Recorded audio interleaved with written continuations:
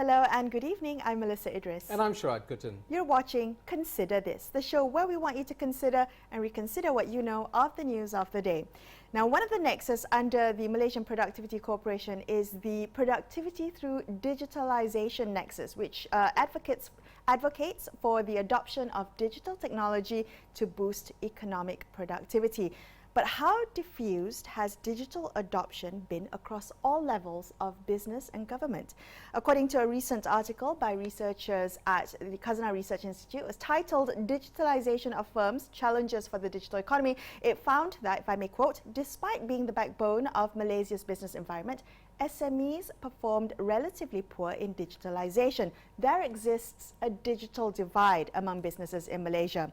End quote. And that's exactly what we're going to discuss on the show tonight. Joining us, we have Datuk Wei Chuan Beng. He's the Malaysia Productivity Corporation Digital Productivity Nexus champion. He's also the founder and former managing director of Redtone and former chairman of PICOM, which is the National Tech Association of Malaysia. Welcome to the show. It's good to have you. Thank you, Melissa. Very happy to be here. Okay, so let's talk a little bit about the prevailing wisdom that COVID-19 has ushered this significant pivot to digitalization. I'm wondering, Wei, whether this is in fact truly the case. Have you seen businesses truly adopt digital measures to deal with the effects of COVID? Usually people respond to something or respond to their own needs, right? That's how the organization survive, when they're able to respond to the needs of that particular time. And this time, COVID pandemic globally actually put us in the digital era in a very abrupt manner. Whether you are aware, whether you like it or not, whether you are prepared or not, we suddenly are put in the digital era. So therefore, it then creates that kind of sense of the divide. Those who have been embarking on this, they begin to reap the fruits. And in fact, it is very uneven. You find that some organizations are doing extremely well because they are able to harness the power of that kind of digital marketing, digital business, all kind of digital coordination. But on the other hand, for those who are laggard, who then realize that they depend on cheap labor, they depend on a localized market, they depend on a very traditional way to produce things, this is where they really suffer. So the needs varies, and the needs will drive, at this point in time, very significant new direction in the digital adoption. The question, of course, is that is digitalization needed by everybody, and I mean every sector of the economy? Is it something that's appropriate for the many businesses that provide livelihoods, like in the informal sector, for instance, which is actually very huge? I mean, is that what are those sectors just going to fall behind because that's the nature of the work they do? The informal sectors, as we observe, also vary in terms of how they benefit or suffer in the current situation. Just for example, people who prepare some home-cooked food, suddenly through WhatsApp, through the Facebook, they get a lot more new businesses, whereas restaurants who are just happy on their own didn't get much out of it, right? So likewise, those informal sector that are not able to really jump into this bandwagon, they somehow lack the visibility because lack the human one-to-one and physical contact, right? The visibility is in the digital world, is in the cyberspace, and that space is actually much bigger than our physical space. I think we need people to realize and understand this. It is not too late. Certainly, it is a must to continue this journey, to explore this digital space. Okay, I want to talk about the rationale for digitalization, because it seems the case is very clear for larger firms, right? You have cost efficiency, you have automation, you have digital data-driven decisions. But what about SMEs? In a smaller scale, is digitalization perceived to be complex? Is perceived to be costly and unnecessary because of its small scale? Well, any business out there, it has its own difficulty, it has its own complexity and challenges. Likewise, to have that kind of a new digital direction, it has a potentially new complexity. And it hinges on one most and single most important factor, that is about the leadership. And more than ever, you find that in the chaotic, in the so-called stressful, in the crisis situation, that's where leadership will have to play a much greater role. Sorry, is that leadership within the business or leadership of agency, ministry, government? country, Yes. yes, What yeah. are you talking? What leadership are you talking about? Excellent question there, Melissa and Sharaad. You know, leadership, quite often people think that it is a job of one person out there or one person in the world. In fact, it is not. Many of us are leaders in our own right. However, I would like to point out that in the case of Malaysia, we have 900,000 businesses, micro SMEs plus the SMEs. That will constitute maybe close to about 900,000. And then, of course, the rest are the larger companies and multinational companies, GLCs and so forth. So you're talking about every organization out there, there will be at least one leader. On top of that, we have like about 1.7 million government servants, and there are many agencies, various ministries. Every department, every agency would have leaders in their respective areas. So if we add all these two sectors, the public sectors and the public sectors out there, we would easily recognize 1 million leaders in the country. And this will be the group of people that we need to call out for them to really assume the true role of a leader, to become the digital leader during this special and trying time. Okay, all right. I want to come back to that about how we can utilize those leaders, particularly in terms of policy intervention. We're going to take a quick break here on Consider This, but we'll come back and discuss more on this, so stay tuned.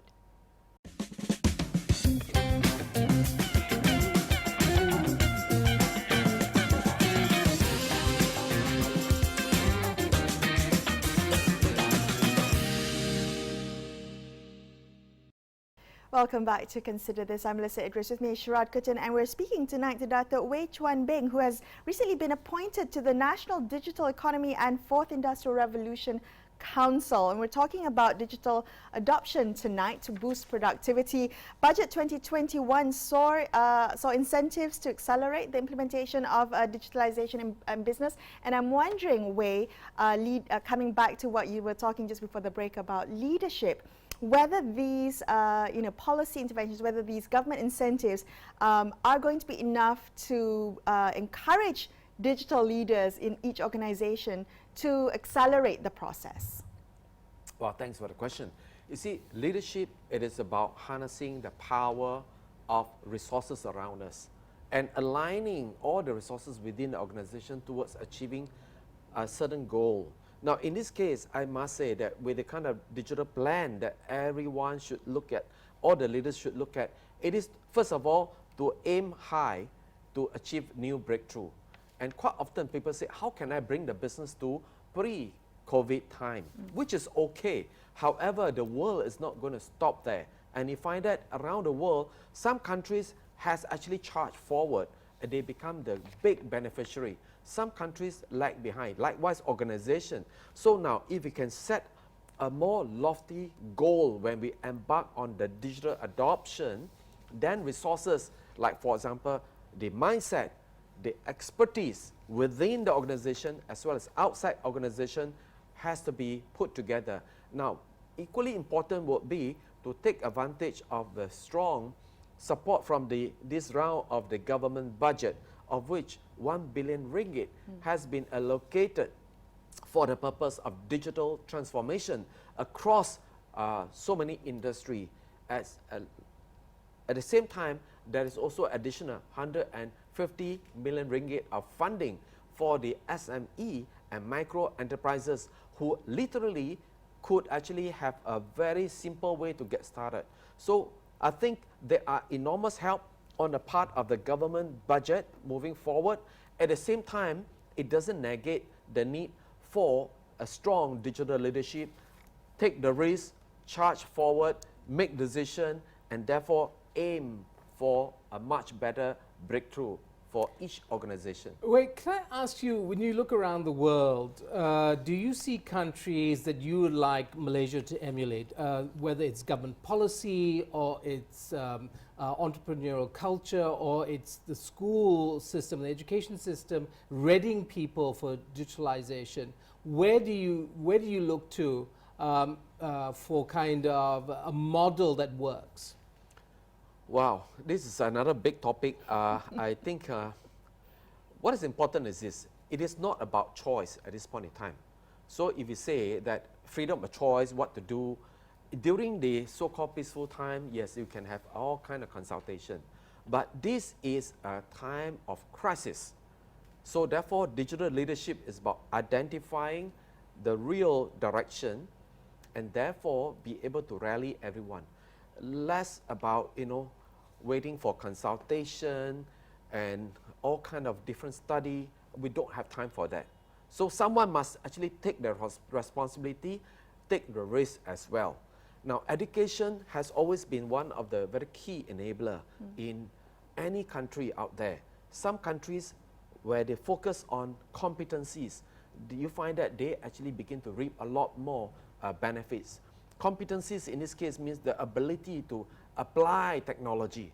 And Malaysia, I think, is going through a very major transition because we may have a lot of emphasis on the academic part of it in the past, and the competencies has been now recognized as actually an important direction. Right. But once we are able to embrace more of competency-based education, then we could spawn a lot more talents, especially digital talents that could serve the needs of the digital transformation of every organization. Well, I'm glad that we're talking about that and that you brought up skill set and competencies, because that's one of the biggest challenges, according to some reports, that SMEs face in terms of digital adoption. They don't have employees with the right skill set, even if they themselves want to be digital leaders in the organization.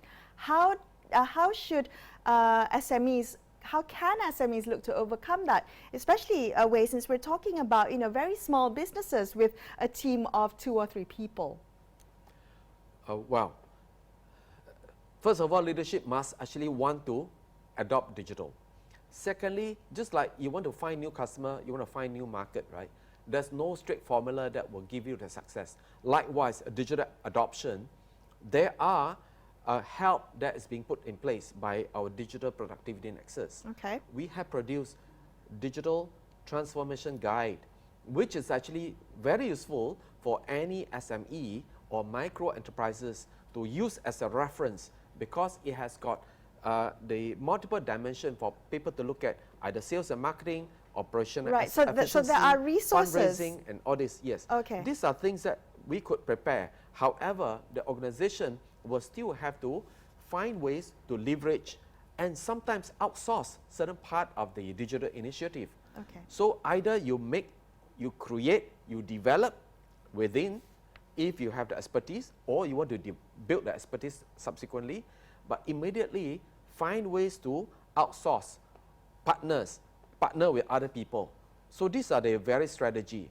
Now, whatever it is, the guide that I mentioned, Digital Transformation Guide, DITG, they can obtain it for free from Digital Productivity Nexus. Even though, this kind of guide, if you get consultant to do it, right, it could easily cost any organization 20,000 ringgit.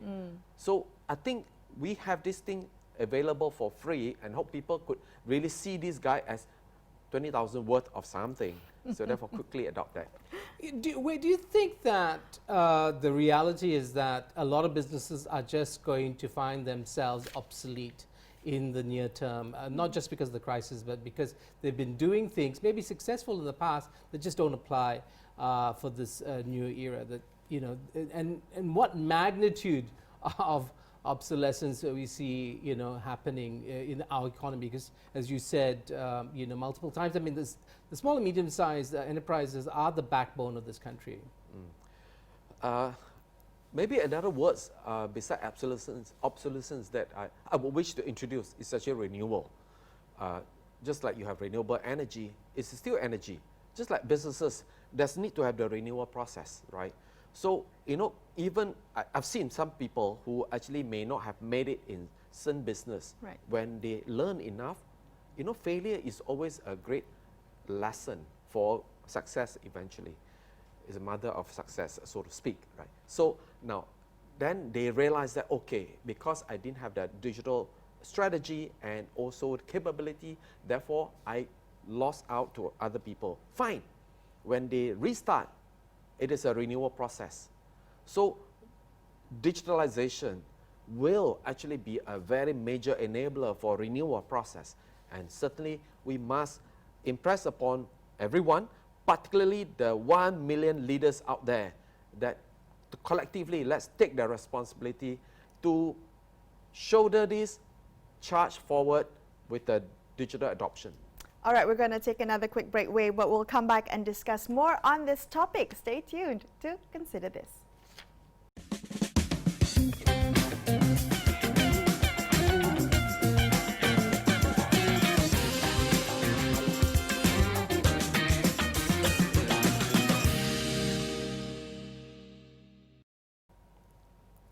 Welcome back to Consider This. I'm Melisa Idris, with me, Sharaad Kuttan. We're speaking tonight to Datuk Wei Chuan Beng, the Digital Productivity Nexus champion for Malaysia Productivity Corporation. I want to touch very quickly on the, the fact that this nexus advocates for the adoption of digital technology to boost economic productivity. Where do the opportunities, Wei, lie for digitalization, for the adoption of digital technology? What are we looking at in terms of benefits? Yes. Digital adoption or digitalization involves the entire business model. The opportunities could lie in three potential areas. And I want to draw upon the wisdom of the Harvard Business Review that was published some time back, but is equally timeless in this wisdom. For any organization to achieve excellence, there are only three areas that they need to do very well. First area has a lot to do, everything to do with customers. How they acquire customers, how they reach their customer, how they serve the customers. And if you look at this dimension about customer-facing part of it, there are plenty of rooms for digital adoption. The second area will be operational efficiency. That means reducing costs and boosting productivity multiple times. So in this case, from managing the supply chain to any manufacturing process or internal tracking or management internally, for the purpose of operational efficiency, again, there are tons and tons, multiple areas of digital opportunities. And the third dimension is actually product creation, either physical product or services that will be consumed by your customers, right? And here, in terms of product design, in terms of bringing the new features and all this, again, there are various digital tools and means, and likewise the digital delivery of those products, right? So as long as we continue to pay our attention to these three different areas, we will find great answers within our own organization. Okay, if you look at the broad picture, where, in terms of Malaysian businesses, where do you think they're strongest? Is it the customer side? Is it product design? Where are we weakest? Quite often, we tend to look for customers within our area, within our town, within our region. I think the easiest adoption is actually in finding customers. That's why all kind of e-marketing, digital business model, all kind of e-commerce, all kind of adoption of the platform for the regional so-called expansion, it is good time. And as long as we have a good product out there, the market will be there waiting for us. I thought it was quite interesting that you brought up, the third opportunity that you brought up, creating new products and new services through digital adoption. I'm wondering whether, can this be applied across the board? If you are a brick and mortar business, if you are a business that is quite manual in terms of your offering, is that something that those types of businesses can adopt or can leverage? Yes, certainly. I can give you one example. I was talking to one furniture and timber industry captain. He has given a very simple example of people ordering certain furniture. They can do design on the whatever the system, and the design is customized to the customer's need, and then immediately it is fed into the cutting machine. The cutting machine cut the whatever raw material and come out with that kind of parts that can be assembled, can be packed and then eventually assembled, right? So the whole process just would take minutes. So therefore, you see, this is a product creation with the digital and IR 4.0, a fourth IR technology. Are we putting enough into R&D? Because I'm thinking that when you talk about product and service design, it's about the R&D. It's about research into the markets, into needs, into new materials. Are we doing enough of that? Oh, well, if there's a will, the wish, if there's a will, there's a way. There's a way. Yes. Thank you. There's a way. There's one way here. All right. And I think the leaders must want to think big, think breakthrough. That means not just 5-10% of improvement, but 5x, 10x improvement, or 100x improvement. That's called breakthrough. And secondly, they want to actually achieve that high level of quality, and that can only achieve through consistency in everything they do. And digital means IR 4.0 will give that kind of consistency that gives a high quality output, and that's called the integrity, right? When customer consistently get what you promise you are able to deliver, and with that integrity, you are going to get customer loyalty. Right, but there are some perceived negative effects of digital adoption. Automation could lead to job losses. Putting in these types of digital infrastructure could be very costly to businesses. How do we deal with those negative effects of technology? That has been the so-called saying of the past. It is a disruptive technology. And moving forward, we're going to hear a lot more about technology, digital technology. Fourth IR technologies will be the force of good. Why? Because it's very enabling. First of all, it's good for all stakeholders, ranging from good for environment, no wastage, right? Good for the bankers, that means who provide the fund. Good for shareholders, good for the staff, because then they could have 10 times more productivity and still have more quality time and life. Good for the customers because they get what they want, high quality. Good for the supply chain because they could be informed and all this. It's actually good for the whole society. Digital technology is a force of good for all. Okay, all right. Well, that's all the time we have on the show tonight. And I want to thank you, Wei, for joining us. We appreciate your time and your insights. Yeah, thank you. Thank you, Melisa and Sharaad. Yeah. That's all we have for you on this episode of Consider This. I'm Melisa Idris. And I'm Sharaad Kuttan, signing off for the evening. Thank you so much for watching, and good night.